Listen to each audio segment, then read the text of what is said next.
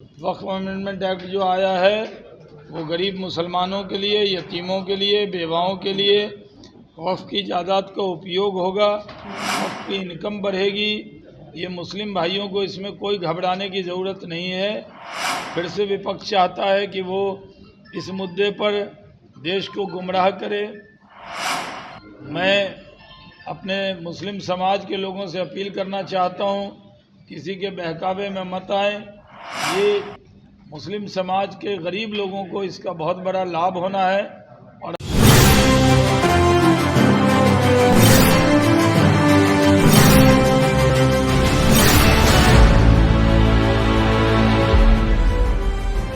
नमस्कार, star TV Bihar देख रहे हैं आप। देखिए, वक्फ बिल पास होता है और उसके बाद जदयू के कई नेता दामन जदयू का छोड़ देते हैं और उस पर अब शहनवाज हुसैन का बड़ा बयान सामने आया है। शहनवाज हुसैन ने वक्फ बिल के विरोधियों को चेताया है और बताया है कि दबंग मुसलमान जो हैं उन्हीं को वक्फ बिल से दिक्कत हो रही है।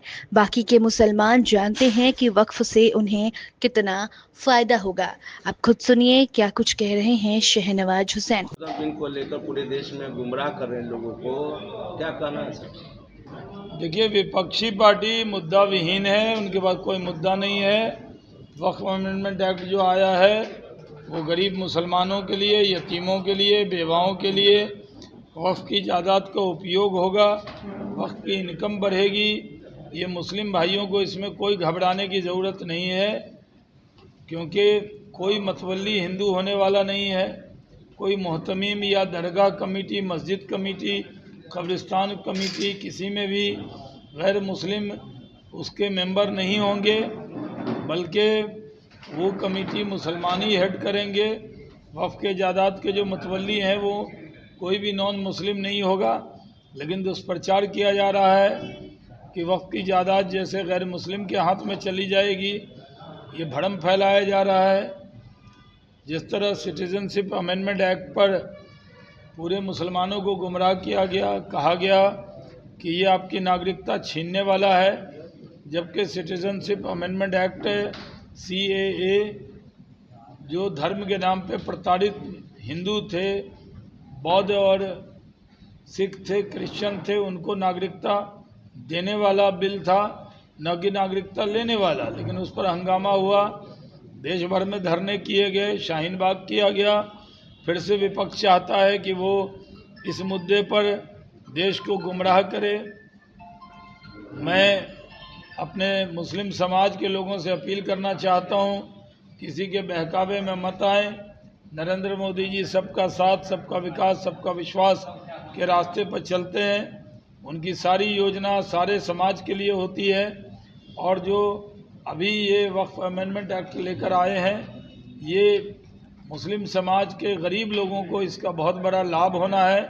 और हम लोग जो भी सरकारी कब्जा हो या प्राइवेट कब्जा हो, वो सब कब्जा इससे हटेगा और वक्फ की जायदाद वक्फ के लोगों के हाथ में रहेगी। विधानसभा चुनाव पर इसका बहुत असर पड़ेगा। NDA का वोट बहुत ज़्यादा बढ़ने वाला है और मुस्लिम समाज के लोग भी इस बार जमकर NDA को वोट करने वाले हैं। जेडीयू के कई नेता पार्टी छोड़ दिए हैं।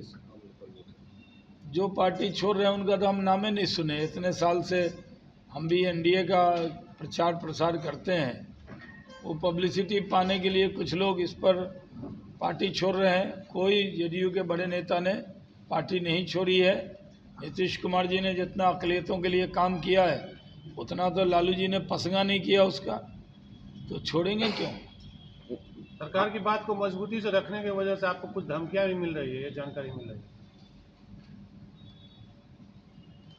महागठबंधन का भविष्य क्या होगा विधानसभा चुनाव में? NDA जीतेगा और फिर से नीतीश कुमार जी के नेतृत्व में सरकार बनाएंगे। नीतीश की सेहत को लेकर भी जो है चर्चाएं हो रही है।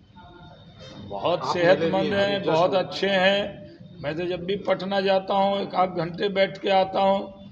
बहुत दिन रात बिहार की सेवा में लगे हैं और बिहार का सौभाग्य है कि सबसे अनुभव वाला कोई मुख्यमंत्री है तो बिहार को मिला है। और पूरी दिन रात वो सेवा में लगे हैं। प्रगति के पथ पर बिहार को आगे बढ़ा रहे हैं। प्रगति यात्रा की, सारे ज़िले में गए, ठंड में भी गए और जाकर जो जो घोषणा की कैबिनेट से अप्रूव कराया, पास कराया। नीतीश कुमार जी पर बहुत भरोसा है लोगों का। और उनकी फ़ोटो को लेके जो बातें कही जा रही है वो तो पिता तुल्य हैं।